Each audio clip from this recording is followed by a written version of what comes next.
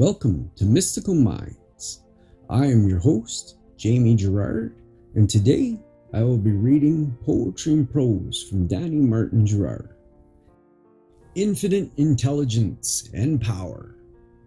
Wellness and success is yours to claim. So don't underestimate yourself by believing you're not worthy or deserving. Know that Source is calling you and waiting for you to step on board and declare what's yours.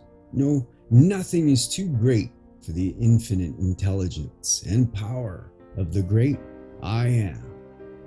Thank you so much, Danny G. I love this poem, and it's so true. Anything you truly desire from the heart will come to be if you persist enough. Believe, truly believe, find what you really like to do, like truly love to do, not ego stuff that just gratifies you in the moment, but the stuff that actually makes you feel truly good inside when you're doing it. Do that. I believe that's what you're here for.